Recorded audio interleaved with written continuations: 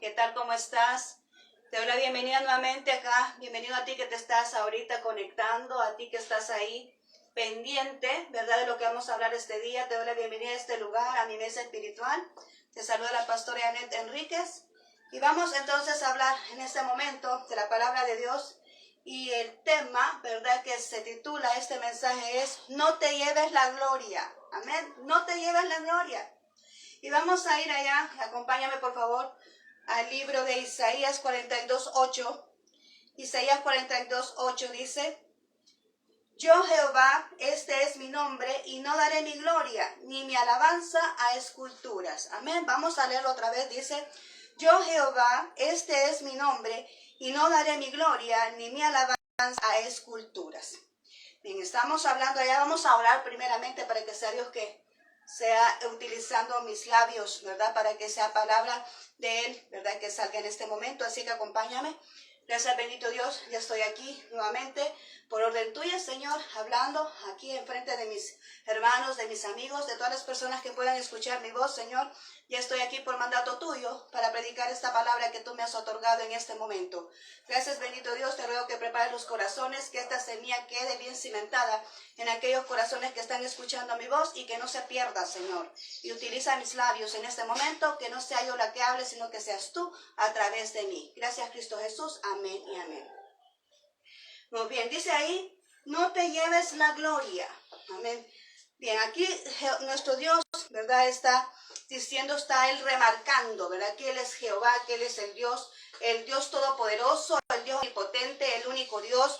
Y dice: yo soy, ¿verdad? Cuando dice yo soy Jehová, está diciendo: yo lo firmo, ¿verdad? Yo soy Jehová, este es mi nombre, dice, y mi gloria no la voy a compartir, o sea, la alabanza con esculturas. Cuando hablamos de esculturas estamos hablando de imágenes, ¿verdad? Estamos hablando de imágenes, pero también estamos hablando de personas. Muchas veces nosotros no idolatramos imágenes, pero sí idolatramos personas, ¿verdad? Y de ello, pues el Señor, pues aquí está recalcando, ¿verdad? Todo aquello que ocupa un lugar, ¿verdad? Que le corresponde a nuestro Dios, un lugar primordial, ¿verdad? Un lugar, que se coloca en un lugar en vez de nuestro Dios, que se adora, que se alaba, que se exalta, en vez del nombre de Dios. Eso se llama idolatría. Amén. Entonces, por eso dice aquí, Él está recalcando: yo soy Jehová, este es mi nombre, y no daré a otro, ¿verdad? La alabanza no lo va a compartir con esculturas. Ahora bien, ¿de qué vamos a hablar ahora? Vamos a hablar acerca del libro de Hebreos. Dios me ha pedido en este momento, ¿verdad?, que hablemos acerca de este libro. Dios me hizo la interrupción de una serie que estamos llevando referente a la soledad, pero ya vas a ver que tiene algo parecido, ¿verdad? Tiene algo en relación. Y vamos a hablar, ¿verdad?, que allá en los Hebreos, cuando se escribió el libro de los Hebreos, es parte de las cartas universales, ¿verdad? No se le conoce un escritor en sí específicamente, pero sí menciona ahí que había cierto problema y que el escritor de Hebreos lo que estaba tratando era, ¿verdad?, aquella situación que tenían estas personas en ese momento, y es que se estaban aislando, dice ahí, ¿verdad?, en la historia, que ellos se sentían aislados por una persecución. Además, se sentían oprimidos por las pruebas y pensamientos adversos, y estaban cayendo en desaliento. Y esto estaba estancando su progreso espiritual. ¿A qué se te parece eso que acabamos de decir? Esa problemática que estaba sucediendo ahí. ¿A qué se te parece? A eso que estamos hablando acerca de la soledad, ¿verdad? Porque la soledad está hablando de un aislamiento. ¿Y por qué estas personas se estaban aislando? Por una persecución que estaba aconteciendo en la iglesia en ese entonces. Y dice que estaba cayendo en desánimo, ¿verdad? Estaban cayendo en aquella situación, ¿verdad?, de estancamiento. No podían crecer espiritualmente porque estaban estancados. Esto tiene relación con lo que hemos estado hablando en estos días atrás. Y el Señor pues me dice: mira, espérate, vamos a hablar de este libro ahora. Vamos a hablar de este libro. Y estamos aquí ahora obedeciendo a la voz de Dios. Y es que el objetivo principal era ese, de evitar la apostasía, ¿verdad?, en que podía caer esta iglesia. ¿Por qué? Porque en ese momento, recordemos, dice ahí que estaban oprimidos, ¿verdad?, por todo lo que podían decir otras personas.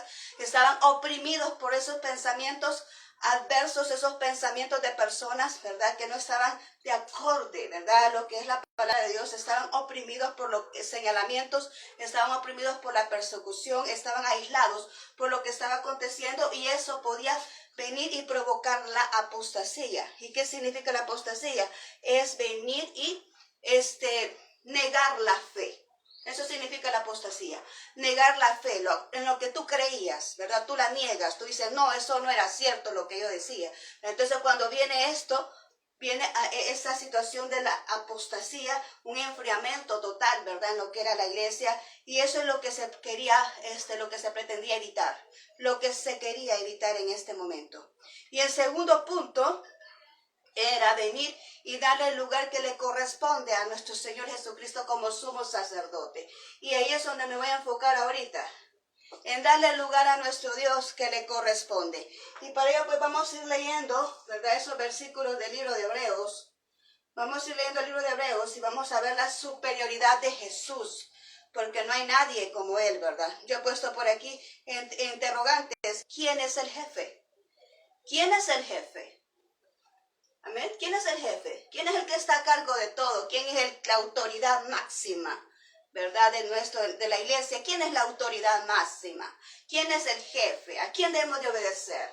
¿A quién debemos de pedir dirección? ¿A quién debemos de buscar en cada momento cuando necesitamos ayuda? ¿Quién es el jefe? Y eso es lo que vamos a ver ahorita, ¿verdad? ¿Quién es el jefe?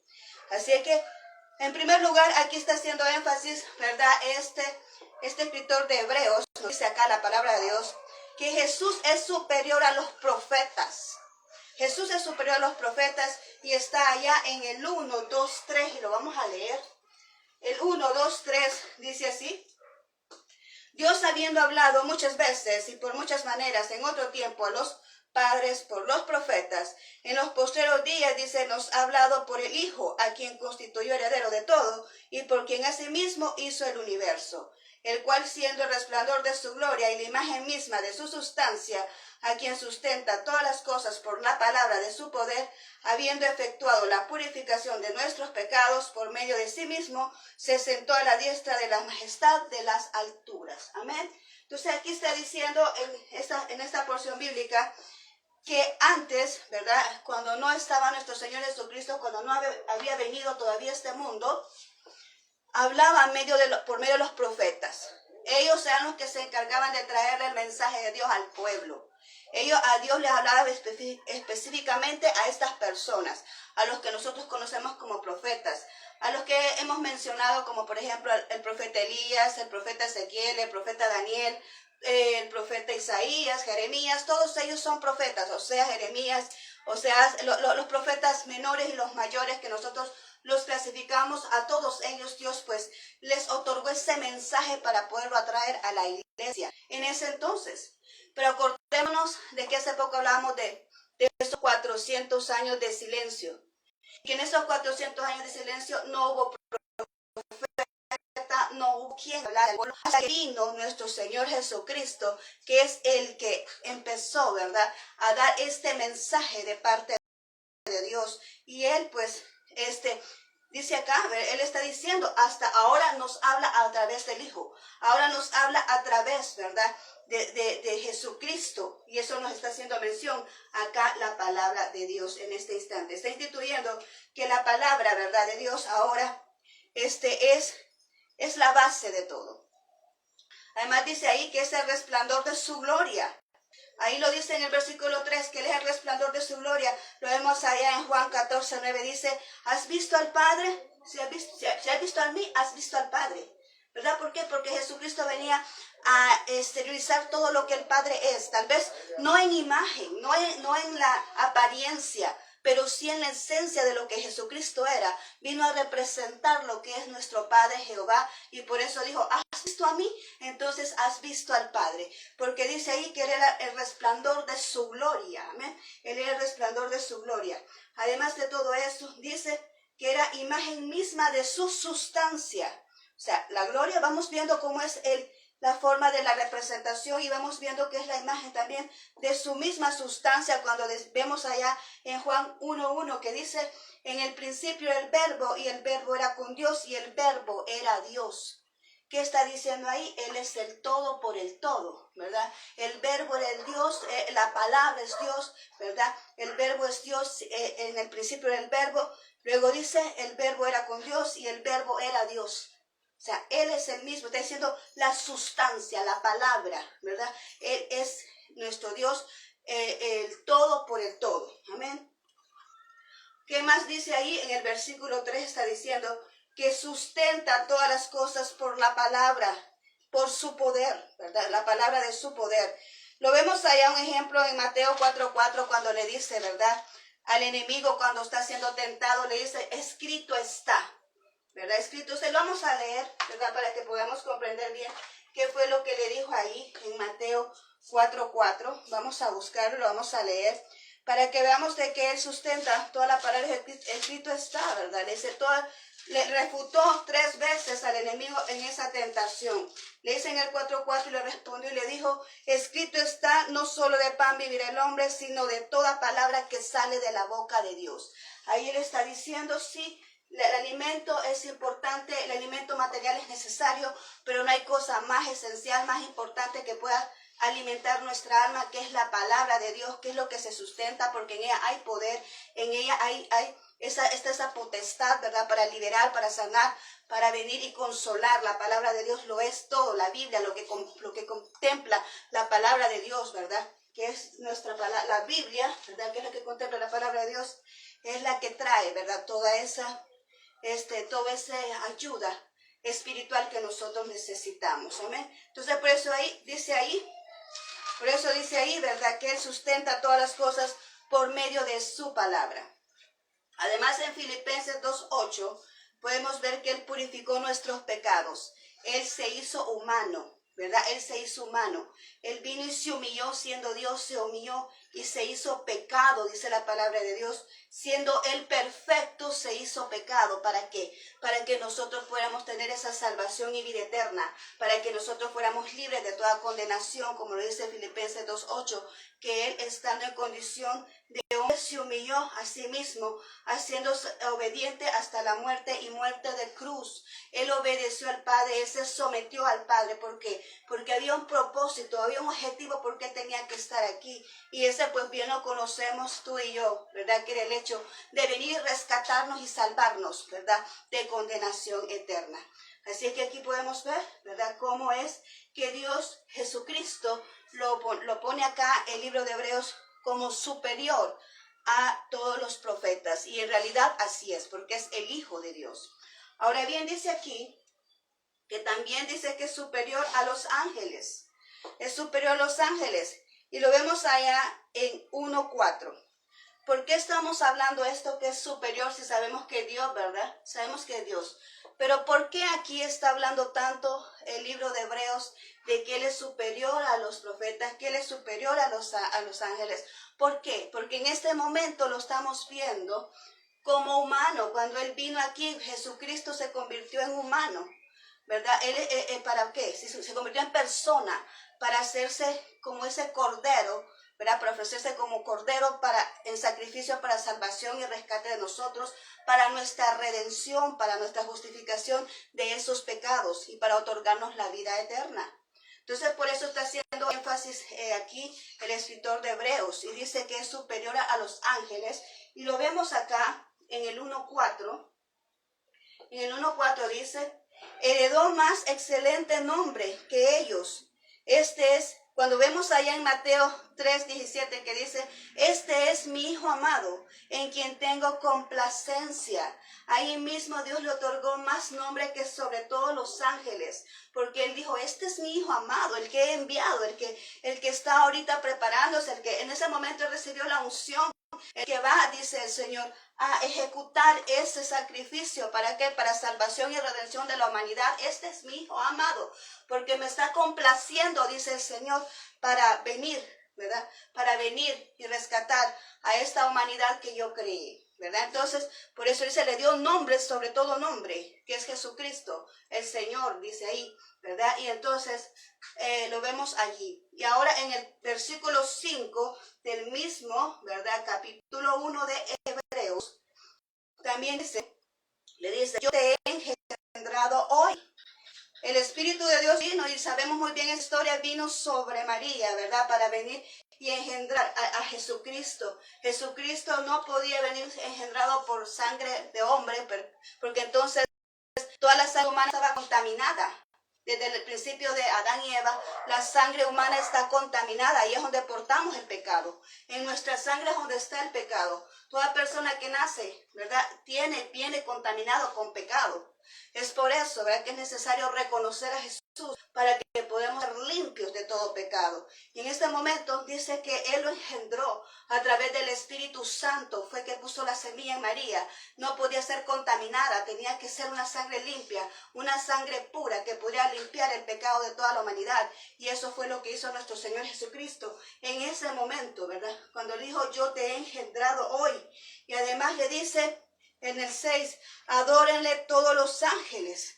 Dios le dijo a él, adoren todos los ángeles a mi Hijo, a Jesucristo. Adórenle todos los ángeles. En el versículo 8 dice que Él tiene un trono eterno y que su cetro es de equidad, su reino es de equidad, es de justicia.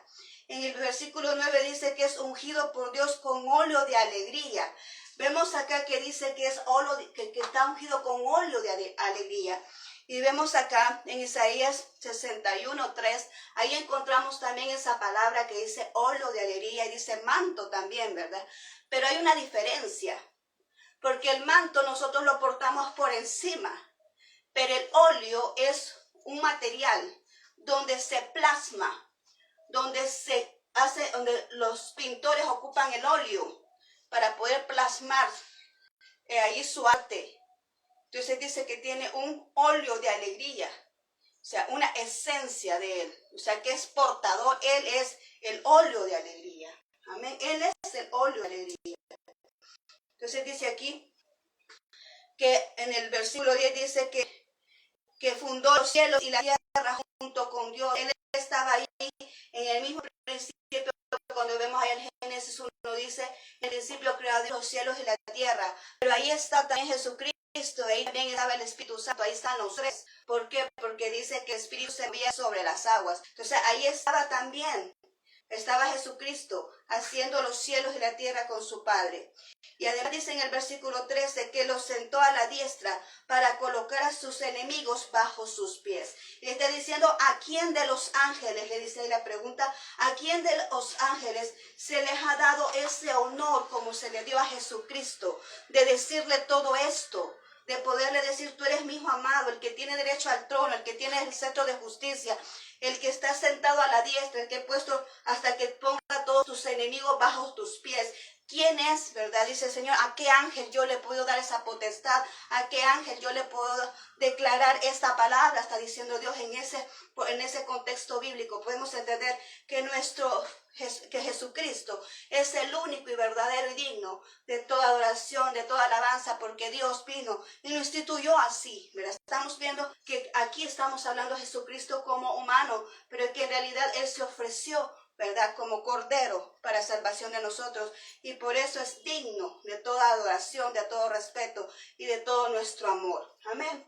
Y dice acá en el versículo 10, en el versículo 44, que los ángeles tienen la función de ministrar a los que serán salvados. Por eso Él dice, hijo mío, en pocas palabras, tú tienes todas estas asignaciones. Jesucristo, tú eres todo lo que te he mencionado.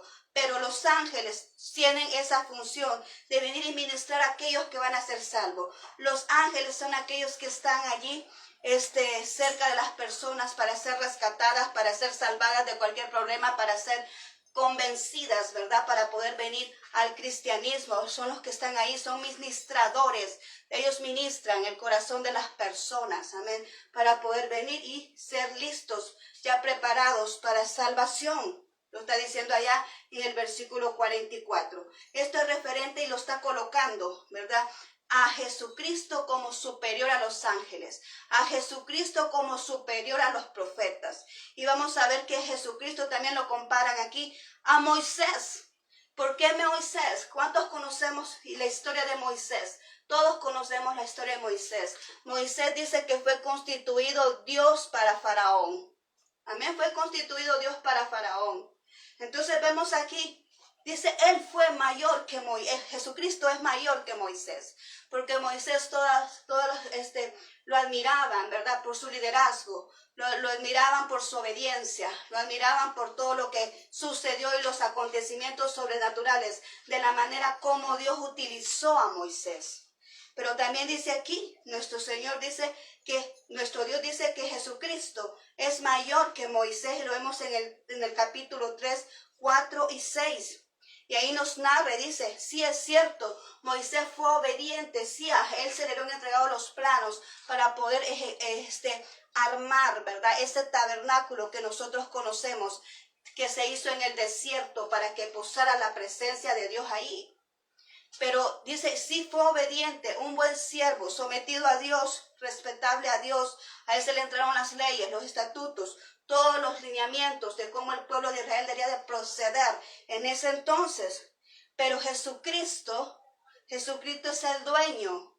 Jesucristo es el heredero, dice ahí. Jesucristo es el dueño, Él es el heredero de un templo mucho mejor.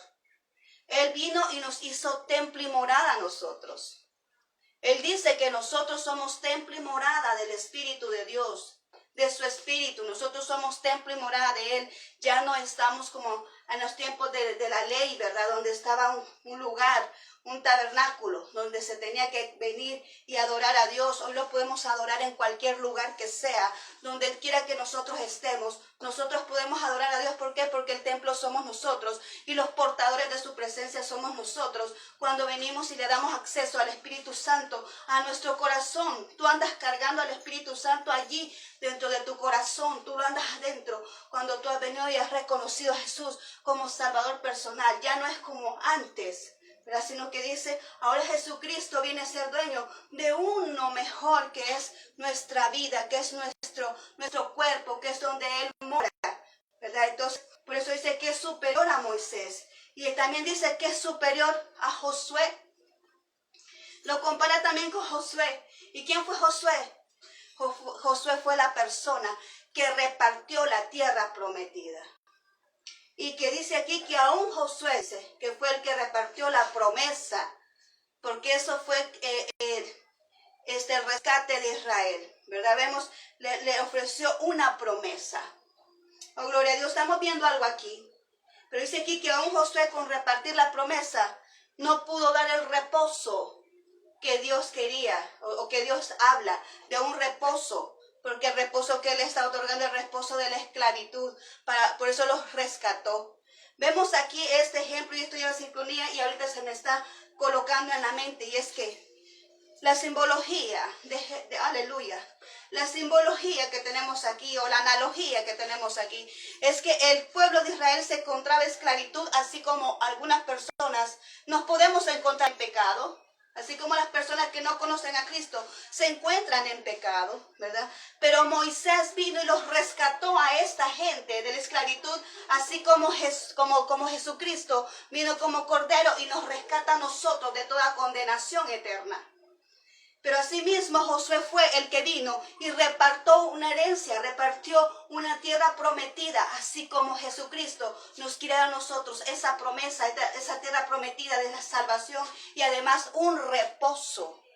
Pero cuando estamos hablando de ese reposo, no estamos hablando de un reposo que nos vamos a ir a dormir y que vamos a estar ahí como invernando. No, no estamos hablando de ese reposo. El reposo que se refiere aquí, la palabra de Dios, es cuando vemos allá en el Génesis capítulo 2, ¿verdad? Que dice que vino Dios y instituyó el séptimo día como día de descanso, como día de reposo, porque Él terminó la creación en 6 días y en el séptimo día Él descansó. Pero ¿qué hizo Él en ese tiempo de descanso? Él no se acostó a dormir como cualquiera puede decir, descansó Dios. Y no hizo nada Dios en ese día. No descansó Dios. No, ¿qué hizo Dios en ese día de descanso? Porque Él nos está pidiendo un descanso a nosotros, un día de reposo, un día de descanso para adorar a Dios, para poner el nombre de Dios, para exaltar el nombre de Dios en ese día que nosotros lo celebramos el día domingo. Pero ¿qué hizo Dios en ese momento? Ahí en el 1:31 dice, vamos a leerlo. En el 1:31 vamos a ver qué dice, qué es lo que hizo Dios en ese día, que Él descansó.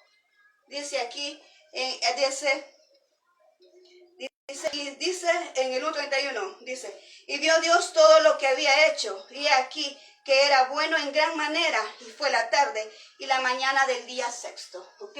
¿Qué fue lo que hizo Dios? Ay, Dios vio que todo era bueno lo que había hecho. Y vino y dijo, qué maravilloso esto. En el día de descanso. Qué maravilloso la creación que hice, ¿verdad? Que Dios vino y se deleitó en su creación. Ese era su reposo. Él vino y se deleitó en todo lo que había hecho. Él vino y se puso a contemplar todo lo que había creado. Ese era su día de reposo. ¿Cuál es nuestro día de reposo? ¿A qué vamos a la iglesia tú y yo? Aleluya. ¿A qué vamos nosotros a reunirnos? ¿Cuándo venimos nosotros a ese momento de reposo? ¿Qué significa ese momento de reposo para ti y para mí? Ay, cuando venimos a contemplar la presencia de Dios y decimos, majestuoso, poderoso, maravilloso eres tú, mi Rey y Señor, ¿quién como tú, Padre mío? Cuando tú vienes y adoras al Señor, cuando tú vienes y descargas todo lo que andas en el Señor, como dice allá en Mateo, ¿verdad? En el libro de Mateo, 11:28. Cuando dice, venid a mí todos los que estéis trabajados y cargados, que yo os haré descansar.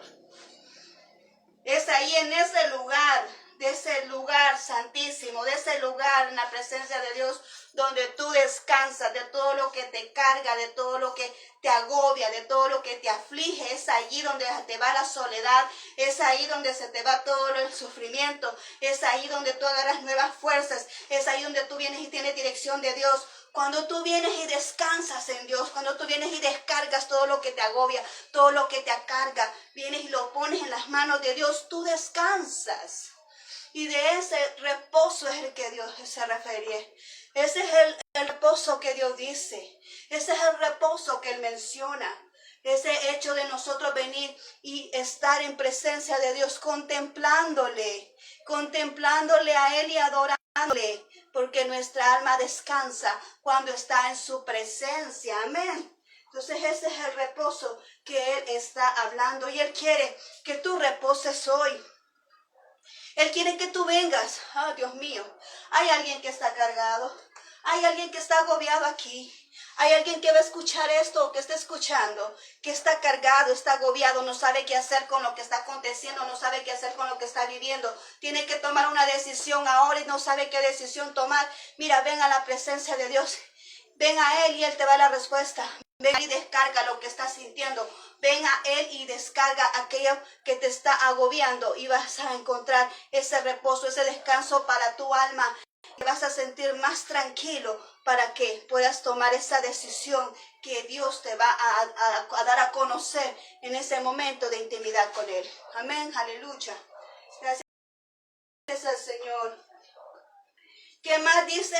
Es superior a qué? Es superior a los profetas, es superior a los ángeles, es superior a Moisés, es superior a Josué, pero también es superior a los sacerdotes, a todos aquellos ministros, a todos los que predicamos la palabra, a todos los que venimos y dirigimos un pueblo. Él, Jesucristo, es superior a todos nosotros. Amén. Y dice acá, ¿verdad? Lo vemos desde el 4:14 hasta el 5:10. Dice que Él fue el tentado en todo, pero sin pecado. Como humano fue tentado en todo. Como humano vemos la tentación que Él tuvo. Como humano fue tentado en todo, pero Él se consagró, se mantuvo. Él fue tentado en todo, pero sin pecado, porque tenía que ser un cordero limpio, sin mancha, que se ofreciera en esa cruz. Amén. Dice que se ofreció a sí mismo como cordero. Él mismo se ofreció. Allá en el tiempo de Moisés se alistaba un cordero y era Aarón, el sumo sacerdote de esa época. Y tenían que escoger el mejor cordero, el perfecto, el que no estuviera no tuviera ninguna, ¿cómo se llama eso? Que fuera perfecto, que estuviera en buen estado, ¿verdad? Ese cordero. Entonces, y que tenía que ser ofrecido ¿para qué? Para expiación de pecados.